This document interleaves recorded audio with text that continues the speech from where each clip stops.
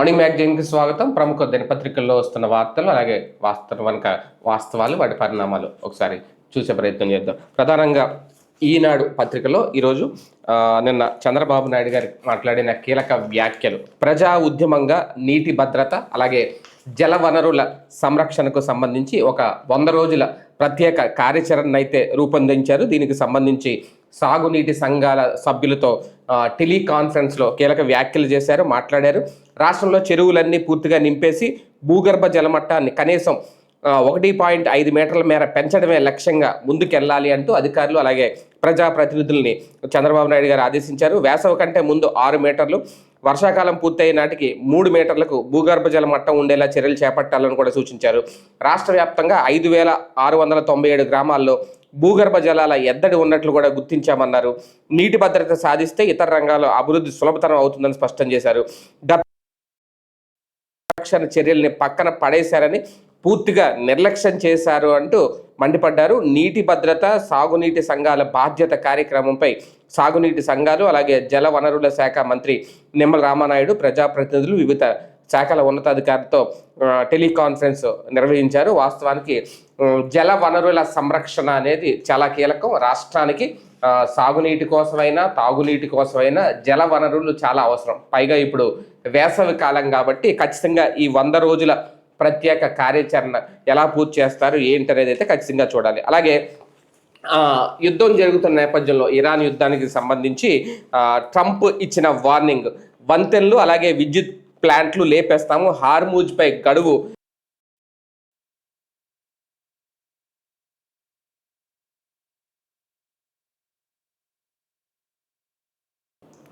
America అధ్యక్షుడు Donald Trump ఇరాన్పై మళ్ళీ తీవ్ర స్థాయిలో రెచ్చిపోయారు. ఇష్టం వచ్చిన రీతిలో దుర్భాషలాడుతూ టెహ్రాన్కు భీకర హెచ్చరికలు చేశారు.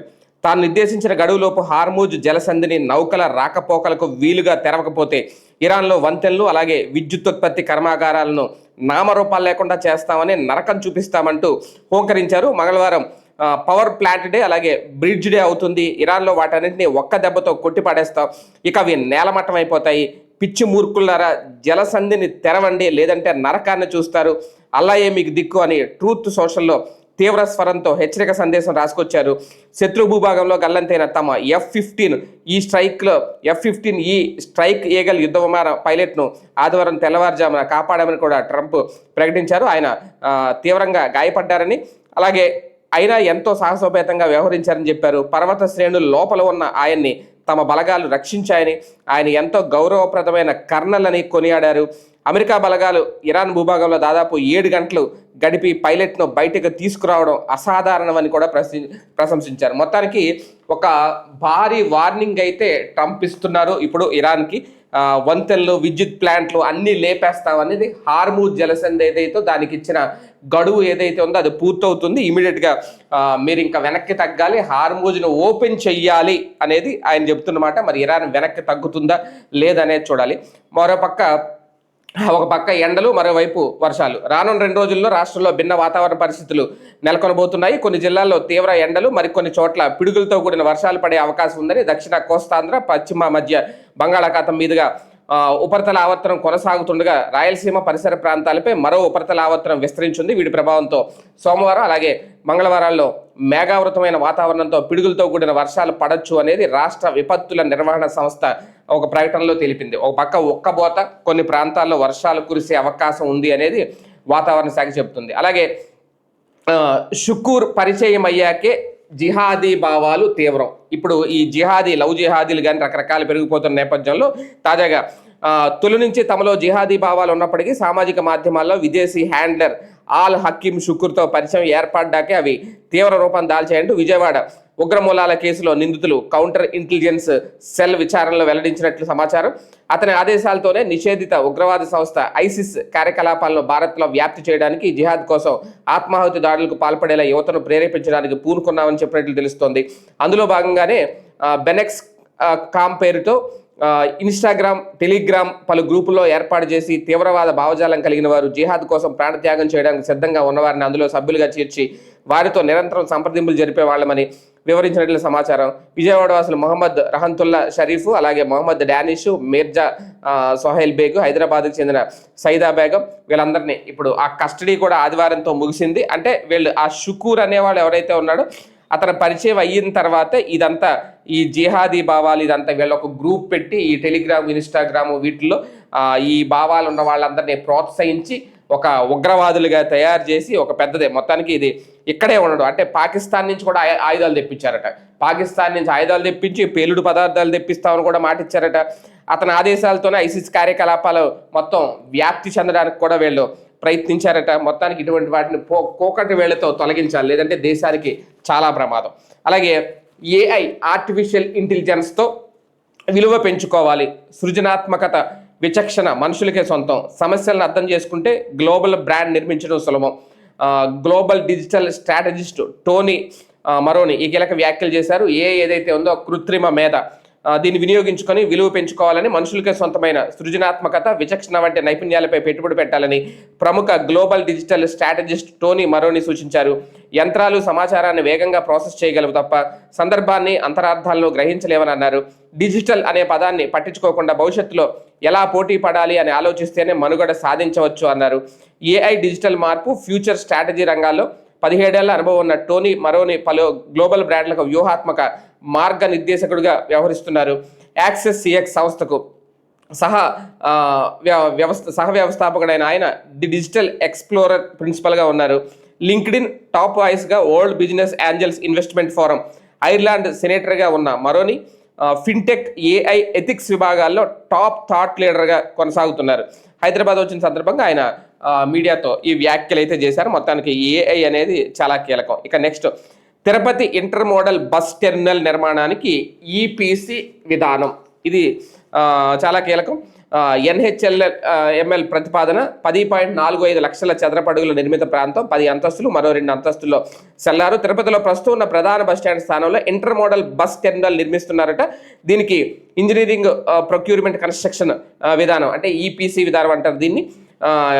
అలాగే ఏపీఎస్ఆర్టీసీకి చెందిన బస్టాండ్ స్థలంలో national highways logistic management limited NHLML bus terminal కూడా నిర్మించబోతున్నారు. 470 కోట్ల రూపాయలు దీనికి ఖర్చు అవుతుందని అంచనా వేస్తున్నారు. ఈ ప్రాజెక్ట్ని బిల్డ్ ఆపరేట్ ట్రాన్స్ఫర్ అంటే బీఓటీ, అలాగే హైబ్రిడ్ యాన్యుటీ మోడల్ హమ్ ఈపీసీ విధానాలపై ఎన్హెచ్ఎల్ఎంఎల్ అధ్యయనం చేసింది. అందులో ఈపీసీ అయితేనే గిట్టుబాటు అవుతుందని కూడా తేల్చిందట. ఈ మేరకు రాష్ట్ర ప్రభుత్వానికి ప్రతిపాదనలు పంపించింది.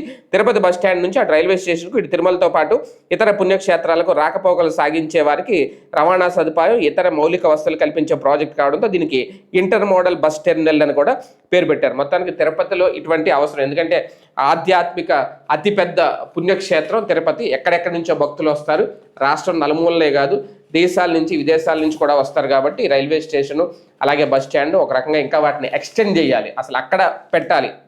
ఎక్కడో రేణుగంటలో ఉంది విమానాశ్రయం, అలాగే రైల్వే స్టేషన్ ఇంకా పెద్ద చేయాలి. ఇప్పటికే మరమ్మతులు చేస్తున్నారు, అవన్నీ ఇంకా పెంచితే అందరికీ కూడా పూర్తిగా అందుబాటులోకి వచ్చే అవకాశం ఉంటుంది. అలాగే ఉన్నత విద్యా కోర్సుల్లో ఫీజుల అనిశ్చితి, ఖరారు చేయాల్సిన హెచ్ఆర్ఎంసీలో సభ్యులు ఖాళీ, దాని స్థానంలో ఏఎఫ్ఆర్సీ పునరుద్ధరణ ప్రకటనతోనే సరి, ప్రవేశాలపై ప్రభావం, తల్లిదండ్రులు అయోమయం. ఉన్నత విద్యా సంస్థలో కోర్సులకు ఫీజులు నిర్ణయించే ఉన్నత విద్యా నియంత్రణ పర్యవేక్షణ కమిషన్ను కొనసాగించడమా మార్చడమా అన్న దానిపై స్పష్టత లేకపోవడంతో ఫీజుల నిర్ణయంలో తీవ్ర జాప్యం జరుగుతోంది అంటూ తెలుగుదేశం పార్టీ గత ప్రభుత్వంలో ప్రవేశాలు ఫీజుల నియంత్రణ కమిటీ ఉండేది. దీన్ని వైసీపీ హయాంలో హెచ్ఆర్ఎంసీగా మార్చి వైస్ చైర్మన్ సభ్యులు నియమించారు. ఈ కమిషన్ తనిఖీ అలాగే గ్రీవెన్స్ బాధ్యతలు కూడా కల్పించారు. అయితే హెచ్ఆర్ఎంసీని ఏఎఫ్ఆర్సీగా మార్చాలని కూటమి ప్రభుత్వం ఇటీవల నిర్ణయించింది. ఇందుకోసం చట్టాన్ని మార్చాలి. ఏఎఫ్ఆర్సీ ఏర్పాటులో తీవ్ర జాప్యం చేస్తుండటంతో ఫీజులపై నిర్ణయం తీసుకోలేకపోతున్నారు. మరోపక్క హెచ్ఆర్ఎంసీ స్థానాలన్నీ ఖాళీ అయిపోతున్నాయి. చైర్మన్, వైస్ చైర్మన్తో పాటు మరో 4 సభ్యులు పదవీకాలం పూర్తి కావడంతో ఆ స్థానాలు ఖాళీగా ఉన్నాయి. అకాడమిక్ సభ్యుడి కాల పరిమితి ఈ నెల 25తో ముగియబోతుంది. తర్వాత అడ్మినిస్ట్రేటివ్ సభ్యుడు, కార్యదర్శి మాత్రమే మిగులుతారు. అటు ఏఎఫ్ఆర్సీ అందుబాటులోకి రాక, ఇటు ఉన్న హెచ్ఆర్ఎంసీ సమావేశం నిర్వహించేందుకు కోరం లేక ఈ వ్యవస్థ ఉనికి అనిశ్చితిలో పడింది అనేది. అంటే ఈ ఫీజుల నిర్ణయం ఎప్పుడు తీసుకుంటారు అనేది కూడా ఇక్కడ కీలకం.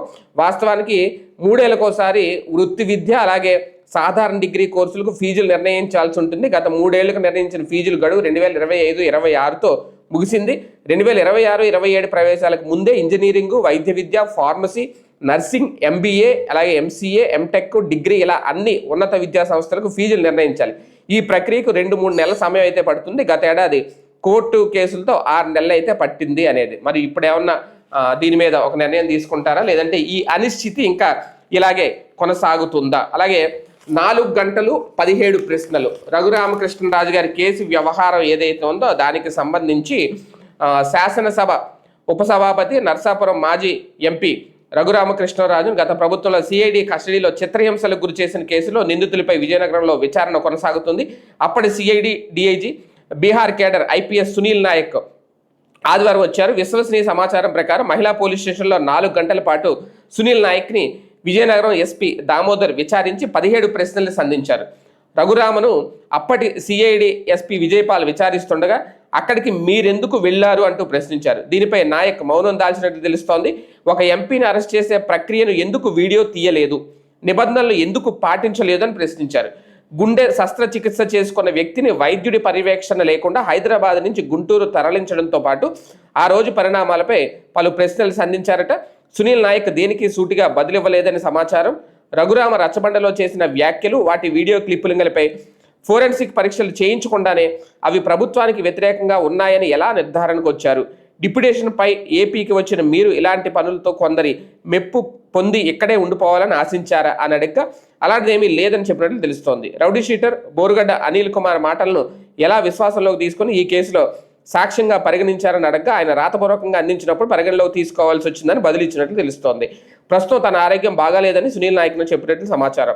మరో వారం రోజుల్లో విచారణకు హాజరు కానున్నట్లు తెలుస్తుంది. మరోవైపు ఏపీలో హైకోర్టు సునీల్ నాయక్ వేసిన ముందస్తు బెయిల్ పిటిషన్పై విచారణ కూడా ఈరోజు జరగబోతుంది. ఇది ఇక్కడ కీలకమైన అంశం. అలాగే గ్యాస్ సిలిండర్, ఇప్పటికే గ్యాస్ సిలిండర్ల కొరత విపరీతంగా పెరిగిపోతున్న నేపథ్యంలో డెలివరీ వేగవంతం చేయాలి అంటూ రాష్ట్రంలో గ్యాస్ సిలిండర్ల బుకింగ్లు అలాగే డెలివరీల మధ్యన ఉన్న వ్యత్యాసం క్రమంగా తొలగుతోందని పౌర సరఫరాల శాఖ ఒక ప్రకటనలో తెలిపింది.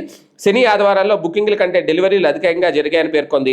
మార్చి 2వ వారంలో రోజుకి 5 లక్షల పైగా గ్యాస్ బుకింగ్లు జరిగాయి. దీంతో డెలివరీలు సామర్థ్యానికి మించి ఇవ్వడం సాధ్యం కాలేదు. బ్యాక్లాగులు పెరిగిపోయాయి. మంత్రి నాదెండ్ల మనోహర్ వాస్తవ పరిస్థితిని వివరించడంతో ప్రజల్లో నెలకొన్న అపోహలు తొలగాయి. శనివారం 2,11,302 గ్యాస్ బుకింగ్స్ అయితే 2,77,367 డెలివరీలు జరిగాయట.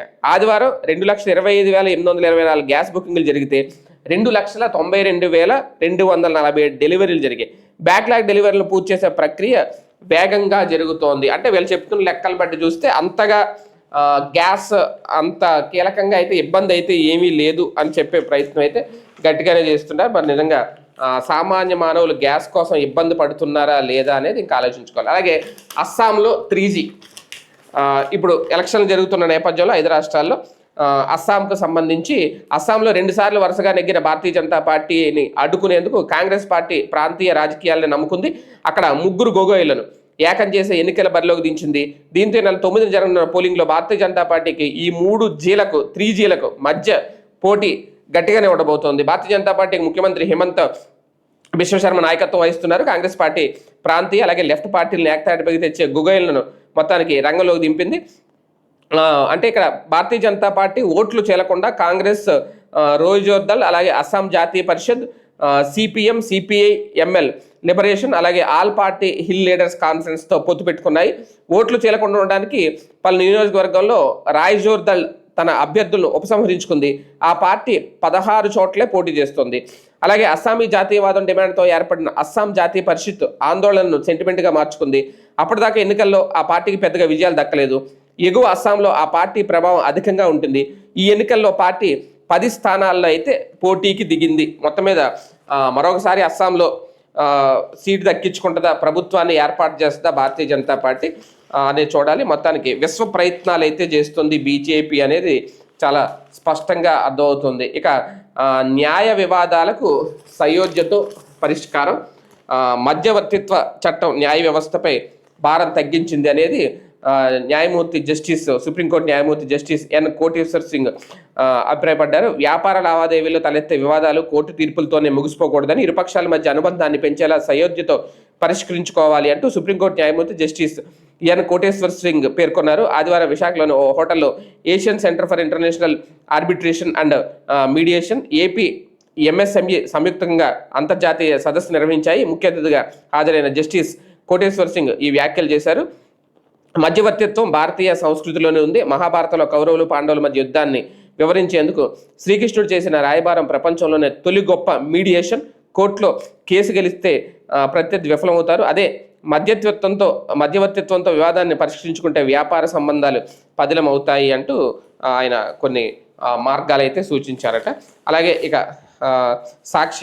సాక్షిలో చంద్రబాబు కళ్ళబిల్లి కబుర్లు, ఆరోగ్యశ్రీకి దినదిన గండం. ప్రస్తుతం ఆరోగ్యశ్రీలో చాలా వరకు సేవలు నిలిచిపోయినాయి అనేది ఆశా నిరాశల మధ్య పేద రోగుల ఆందోళన. 5వ రోజు స్తంభించిన బీపీ, అలాగే అత్యవసర వైద్య సేవలు, వెనక్కి తగ్గని నెట్వర్క్ ఆసుపత్రుల యాజమాన్యాలు, హామీలు తప్ప డబ్బులు చెల్లించని సర్కారు, 6 నెలల్లో రెండోసారి ఏపీ స్పెషాలిటీ హాస్పిటల్ అసోసియేషన్ సమ్మె, ఇప్పటికే చర్చలు విఫలం. నేడు మరోమారు సర్కారుతో సంప్రదింపులు, అప్పో చేసి వైద్యం చేయించుకుంటున్న రోగులు, ఆర్థికంగా చితికిపోతున్న రెక్కాడితే కానీ డొక్కాడని కుటుంబాలు, పక్షవాతం బాధితుడికి వైద్యానికి నిరాకరణ. అంటే ఇప్పుడు చాలా వరకు కోట్ల రూపాయలు బకాయి ఉన్న నేపథ్యంలో సేవలు అయితే వైద్య సేవలు అయితే ఆల్రెడీ నిలిపివేశారు. ఆరోగ్యశ్రీ అందట్లేదు జనాలందరికీ. మరి ఆ బకాయిలు చెల్లిస్తేనే మళ్ళీ ఈ నెట్వర్క్ ఆసుపత్రులు వైద్యం చేస్తామని చెప్తున్నారు. ఏం జరుగుతుందో చూడాలి. అలాగే రాజధానిని కేంద్రీకరిస్తే ఇతర ప్రాంతాల అభివృద్ధి నష్టం, ఒకే చోట వద్దు. సాక్షిలో ఇదైతే కీలక అంశం అని చెప్పాలి. ఎందుకంటే పాత పల్లవిని మళ్ళీ తెర మీద తీసుకొచ్చారా వైసీపీ, జగన్మోహన్ రెడ్డి అని చూడాలి ఇక్కడ. ఎందుకంటే ఏపీకి ఒకే పెద్ద రాజధాని నగరం ఏర్పాటు ఆచరణ యోగ్యం కాదు. ఒకే సూపర్ సిటీ కోసం అన్వేషణ అవసరం లేదు. సీఎంఓ సచివాలయానికి 15 నుంచి 20 ఎకరాలు, అసెంబ్లీకి 80 నుంచి 100 ఎకరాలు అవసరం. వ్యవసాయ భూములను తీసుకోవడం మంచిది కాదు. అన్ని కార్యాలయాలు ఒకే చోట వద్దు. విభజన చట్టం ప్రకారం హైదరాబాద్ 10 ఏళ్ల ఉమ్మడి రాజధానిగా ఉన్నందున హడావిడిగా ప్రభుత్వ కార్యాలయాలను తరలించడం కూడా మంచిది కాదు. ప్రభుత్వ కార్యాలయాలను తాత్కాలికంగా హడావిడిగా ఏర్పాట్లు చేయడం అనుచితం, వృధా. పంట భూముల్లో గ్రీన్ఫీల్డ్ రాజధాని, ఏకైక మహానగరం నిర్మాణానికి మేము వ్యతిరేకం. ఇది వీళ్ళ ముందు నుంచి చెప్తున్నది అదే. మరోసారి క్లారిటీ ఇచ్చేశారు. అంటే ఒకే చోట వద్దు అంటున్నారు జగన్మోహన్ రెడ్డి గారు. వైసీపీ గతంలో స్టాండ్ కూడా ఇదే. 3 రాజధానులు, 3 ప్రాంతాలు, అభివృద్ధి వికేంద్రీకరణ. ఇప్పుడు అభివృద్ధిని ఒకే చోట కేంద్రీకరించొద్దు అంటున్నారు. అంటే మళ్ళీ పాత మళ్ళీ అందుకున్నారా పాత పల్లవి అనేది. ఓకే, అంటే మేము మొదటి నుంచి ఒకే స్టాండ్ మీద ఉన్నామని చెప్పాలనుకుంటున్నారేమో. కాకపోతే అప్పట్లో రిటైర్డ్ ఐఏఎస్ శివరామకృష్ణన్ కమిటీ ఏం చెప్పింది అనేది కూడా గుర్తు చేశారు. రాష్ట్ర రాజధాని ఒకే చోట కేంద్రీకరిస్తే ఇతర ప్రాంతాల అభివృద్ధి అవకాశాలు దెబ్బతింటాయి అనేది అప్పట్లో రిటైర్డ్ ఐఏఎస్ అధికారి శివరామకృష్ణన్ కమిటీ హెచ్చరించింది. రాష్ట్ర విభజన అనంతరం పరిస్థితుల నేపథ్యంలో ఆంధ్రప్రదేశ్కు ఒక పెద్ద రాజధాని నగరం ఏర్పాటు ఆచరణ యోగ్యం కాదు అని, ఒకే సూపర్ సిటీ కోసం అన్వేషణ అవసరం లేదని స్పష్టం చేసింది. రాజధాని నిర్మాణానికి మొత్తం 10,000 ఎకరాలు సరిపోతాయని, సీఎంఓ సచివాలయానికి 15 నుంచి 20 ఎకరాలు, అసెంబ్లీకి 80 నుంచి 100 ఎకరాలు అవసరం ఉంటుందని అభిప్రాయపడింది. రాజధాని కోసం సారవంతమైన వ్యవసాయ భూములు తీసుకోవడం మంచిది కాదని సూచించింది. ఈ మేరకు విభజన అనంతరం ఆంధ్రప్రదేశ్ రాజధాని ఎంపిక కోసం సరైన ప్రాంతాన్ని సూచించేందుకు కేంద్ర ప్రభుత్వం నియమించిన శివరామకృష్ణన్ కమిటీ అమరావతి పేరుతో పంట భూముల్లో రాజధాని నిర్మాణాన్ని గట్టిగా వ్యతిరేకించింది. పాలన, అభివృద్ధి వికేంద్రీకరణ అవసరమని, అన్ని కార్యాలయాలను ఒకే చోట ఏర్పాటు సరి కాదని తెలిపింది. విభజన చట్టంలో హైదరాబాద్కు 10 ఏళ్ల ఉమ్మడి రాజధానిగా ప్రకటించేందుకు హడావుడిగా ప్రభుత్వ కార్యాలయాలను తరలించాల్సిన అవసరం లేదని కూడా అప్పుడు చెప్పింది. ప్రభుత్వ కార్యాలయం తాత్కాలికంగా హడావుడిగా ఏర్పాటు చేయడం అనుచితం, వృధాగా పరిణమించవచ్చు అని తేల్చి చెప్పింది. విభజిత ఆంధ్రప్రదేశ్లో సారవంతమైన పంట భూముల్లో ఏకైక మహానగరాన్ని గ్రీన్ ఫీల్డ్ రాజధానిగా నిర్మాణం చేయడానికి శివరామకృష్ణ కమిటీ తీవ్రంగా వ్యతిరేకించింది. విభజిత ఆంధ్రప్రదేశ్ రెవెన్యూ లోటుతో పాటు తీవ్ర ఆర్థిక ఒత్తిడిలో ఉన్న రాజధాని నిర్మాణానికి వీలైనంత తక్కువ వ్యయంతో చేపట్టాలని, ఆర్థిక వనరుల దృష్ట్యా ఉంచుకోవాలని కూడా చెప్పింది. అంటే అప్పుడు ఇది అందరికీ తెలిసిందే శివరామకృష్ణ కమిటీ ఏం చెప్పిందని. తెలిసినా సరే మళ్ళీ అక్కడ నిర్మించాలని వాళ్ళు అనుకున్నారు. దీన్ని చూపించి అప్పట్లో 3 రాజధానులు మేము ఏర్పాటు చేస్తామని జగన్ గారు చెప్పారు. శివరామకృష్ణ కమిటీ సూచనలు కూడా మళ్ళీ ఒకసారి గుర్తు చేస్తున్నారు ప్రజలకి. అంటే ఇప్పుడు వీళ్ళ మావుగన్నాన్ని ఏదైతే తీసుకొచ్చారో దాంతో పోలిస్తే అమరావతి అక్కడ ఖర్చంతా వృధా, అంత రాజధాని అవసరం లేదు, అనవసరంగా సొమ్ము వృధా చేస్తున్నారని. అంతేకాదు ఒక ట్రెండింగ్ అవుతున్న ఒక పోస్టును కూడా వీళ్ళు పోస్ట్ చేశారు. ఒక వ్యక్తి సోషల్ మీడియా పెట్టిన పోస్ట్ అని. మావుగన్లో బస్ స్టాండ్ ఉంది, అమరావతిలో లేదు. మావుగన్లో పోర్ట్ ఉంది, అమరావతిలో లేదు. మావుగన్లో ఫిషింగ్ హార్బర్ ఉంది, అమరావతిలో లేదు. మావుగన్లో NH5లు ఉన్నాయి, అమరావతిలో లేదు. మావుగన్లో ఎయిర్పోర్ట్ ఉంది, అమరావతిలో లేదు. అంటే మావుగన్ కంటే అమరావతి ఎందులో గొప్ప? ఇప్పటికైనా ట్రోల్ చేయడం ఆపి వాస్తవంలోకి రండి. గ్రాఫిక్స్ వేరు, రియాలిటీ వేరు. ఆకాశంలో ఉన్న మబ్బులను చూసి మొంతలో నీళ్లు ఒలగబోసుకుందాం అంటే అవివేకం. సర్వేజన సుగ్న బాగుంది. ఇది ఒక పోస్ట్ అంటే ఎవరో పెట్టారు, అది వీళ్ళు వైరల్ చేస్తున్నారు. మొత్తానికి మా స్టాండ్ మావిగనని చెప్తున్నారు. ఒక పక్క అమరావతిని ఖచ్చితంగా మొదటి నుంచి వ్యతిరేకిస్తున్నారు. అభివృద్ధి ఒకే చోట కేంద్రీకరించడం అనేది కరెక్ట్ కాదు అనేది వైసీపీ స్టాండ్ అని అర్థమైపోతుంది. అలాగే నకిలీ విత్తు రైతు చిత్తు, నాసిరకం విత్తనాలతో నష్టపోతున్నారు అన్నదాతలు. మొక్కజొన్న రైతులను దెబ్బతీసింది MM9375 హైబ్రిడ్ విత్తనం. అంటే నకిలీ విత్తనాలు మార్కెట్లో బాగా పెరిగిపోతున్నాయి. రాష్ట్రంలో నకిలీ విత్తనాల మాఫియా రాజ్యం వెళ్తుంది. నకిలీ విత్తనాల బారిన పడి వేలాది మంది రైతులు కోట్ల రూపాయలు నష్టపోతున్నారు. గత 22 నెలలు వరుసగా మిరప, పత్తి, ఉల్లి, టమాటా, వరి రైతులు ఈ నకిలీ విత్తన ఉచ్చులో పడి నష్టపోయారు. తాజాగా ప్రస్తుత రబీ సీజన్లో మొక్కజొన్న రైతులు ప్రైవేట్ కంపెనీలు నకిలీ విత్తన కోరల్లో చిక్కుకొని విలవిల్లాడుతున్నారు. మరోవైపు మార్కెట్లో ధరలు లేక తీవ్రంగా నష్టపోతున్నారు. ఇలాంటి ఘటనల్లో ఆదుకోవాల్సిన ప్రభుత్వం తనకేమీ పట్టినట్లుగా వ్యవహరిస్తోంది అంటూ రైతులు ఆందోళన చెందుతున్నారు. ఒక చోట అయితే టమాటాలు ఫ్రీగా ఇస్తున్నారు, పారబోసేస్తున్నారు. అంటే మార్కెట్లో సామాన్యులకి అయితే ఫ్రీగా అయితే దొరకవు, కాకపోతే తక్కువ రేటుకి అయితే వస్తాయి, 5 రూపాయలకో 10 రూపాయలకో. కానీ నష్టపోయేది అయితే మాత్రం రైతే. అది చాలా స్పష్టంగా అర్థమవుతుంది. మరి ప్రభుత్వం ఏ చర్యలు తీసుకుంటుందనే చూడాలి. అలాగే సంద్రాన సమరాంగణం, సాగర గర్భంలో సొరంగం. యుద్ధ సామర్థ్య పరీక్షల కోసం విశాఖలో లార్జ్ కావిటేషన్ టన్నెల్ ఏర్పాటుకు శ్రీకారం చుట్టారు. నౌకాదళ రక్షణ రంగంలో సరికొత్త విప్లవానికి విశాఖ నగరం మరోసారి వేదికగా మారబోతోంది. నౌకా నిర్మాణ రంగంలో స్వయం సమృద్ధి సాధించే దిశగా భారత్ అడుగులు వేస్తున్న నేపథ్యంలో లార్జ్ కావిటేషన్ టన్నెల్ నిర్మాణానికి శంకుస్థాపనతో naval science and technological laboratory సరికొత్త అధ్యాయానికి అయితే శ్రీకారం చుట్టింది. ప్రపంచంలోని అత్యుత్తమ టన్నెల్లో ఒకటిగా ఇది నిలవబోతోంది. సముద్ర గర్భంలోనే యుద్ధ నౌకలు, సబ్మెరైన్ల సామర్థ్యాన్ని పరీక్షించేలా ఈ సొరంగాన్ని నిర్మించబోతున్నారు. LCT పూర్తయితే కాన్సెప్ట్ డిజైన్ నుంచి ఫైనల్ టెస్టింగ్ వరకు ఒకే చోట జరిగే వేదికగా విశాఖ చరిత్ర పుటలకెక్కనుంది. 2 రోజుల క్రితం విశాఖలో పర్యటించిన రక్షణ మంత్రి రాజ్నాథ్ సింగ్ ఈ ప్రాజెక్ట్ నిర్మాణానికి శంకుస్థాపన చేశారు. ఏంటి లార్జ్ కావిటేషన్ టన్నెల్ అంటే, సాధారణంగా నౌకలు లేదా జలాంతర్గాములు నీటిలో వేగంగా ప్రయాణించినప్పుడు వాటి ప్రొపెల్లర్ల దగ్గర నీటి ఒత్తిడి తగ్గి చిన్న చిన్న గాలి బుడగలు ఏర్పడతాయి. ఈ ప్రక్రియనే శాస్త్రీయంగా కావిటేషన్ అంటారు. ఈ బుడగలు పేలినప్పుడు విపరీతంగా శబ్దం రావడమే కాకుండా ప్రొపెల్లర్లను దెబ్బతీస్తాయి. దీనివల్ల పరిశోధనలకు విఘాతం కలుగుతూ ఉంటుంది. ఈ సమస్యను లోతుగా అధ్యయనం చేసేందుకు కృత్రిమంగా సముద్ర వాతావరణాన్ని సృష్టించే ఒక భారీ నీటి సొరంగాన్ని ఏర్పాటు చేస్తారు. దీన్నే లార్జ్ కావిటేషన్ టన్నెల్ అని పిలుస్తారు. విశాఖలో సుమారు 230 మీటర్ల పొడవు ఉండే టన్నెల్ నిర్మించబోతున్నారట. ఈ టన్నెల్లో నీటి ప్రవాహ వేగాన్ని, ఒత్తిడిని నియంత్రిస్తూ నౌకల నమూనాలను రక్షించుకునే అవకాశం ఉంటుంది. దీనివల్ల చాలా ప్రయోజనాలు కూడా ఉంటాయని. ప్రస్తుతం ఉన్న పరిస్థితుల్లో ఇలాంటివి అవసరం. ఎందుకంటే ఒక పక్క యుద్ధ బీభత్సం కొనసాగుతున్న నేపథ్యంలో ఇవన్నీ అవసరం అనేది ఇక్కడ ప్రధానంగా రాసుకొచ్చారు. అది ఎప్పుడులోగా పూర్తవుతుంది ఏంటి అనేది అయితే ఇక చూడాలి. అలాగే ఇక నెక్స్ట్ ఆంధ్రజ్యోతి, ఇక్కడ కూడా జలమే జీవం, జల సంరక్షణకు సంబంధించి 100 రోజుల కార్యాచరణ ఏదైతే ఉందో, ప్రణాళిక ఏదైతే ఉందో అది నేటి నుంచి జూలై 14 వరకు ఈ కార్యక్రమం అమలు కాబోతుంది. ప్రతి ఒక్కరూ నీటి సంరక్షణ బాధ్యతగా తీసుకోవాలంటే నీటిని పొదుపుగా వాడుకోవాలి, అలాగే నీటి నిల్వలు కూడా ఉంచుకోవాలి అనేది ప్రభుత్వం చెప్తుంది. అలాగే హార్మూజ్ను తెరవండ్రా, తీవ్ర అసహనంతో ట్రంప్ బూతులు. హార్మూజ్ విషయంలో ట్రంప్ ఇక్కడ కూడా ప్రధానంగా హైలైట్ చేశారు. అసలే ట్రంప్, ఆపై ఇరాన్ తన దారికి రావడం లేదని అసహనం, డెడ్ లైన్లను లెక్క చేయడం లేదని ఆక్రోశం. ఇంకేముంది, ఇరాన్పై బూతుల కంపుతో రెచ్చిపోయారు. వీధి గొడవల్లో అల్లరి మోకలు వాడే చిల్లర పదాలు ప్రయోగించారు. సినిమాల్లో బీప్ సౌండ్తో దాచే శబ్దాలను పచ్చి బూతులను వాడారు. అది కూడా పవిత్రమైన ఈస్టర్ రోజున ఒక దేశ అధ్యక్షుడు, అందున అగ్రరాజ్యం అనే పేరున్న అమెరికా అధ్యక్షుడు ఇంత ముతక మాటలు మాట్లాడడం ప్రపంచ దేశాలను నివ్వెరపరిచింది. అంటే పూర్తిగా ట్రంప్ సహనం కోల్పోయారు అనేది. వెంటనే జలసంధిని తెరవకపోతే నరకంలో జీవించాల్సి వస్తుంది. మంగళవారం ఇరాన్లో bridge day, power plant day అన్నీ పేల్చేస్తాం. కొందరు ఇరాన్ అధికారులు చర్చలు, నేడు ఒప్పందానికి అవకాశం ట్రంప్ ఇచ్చారట.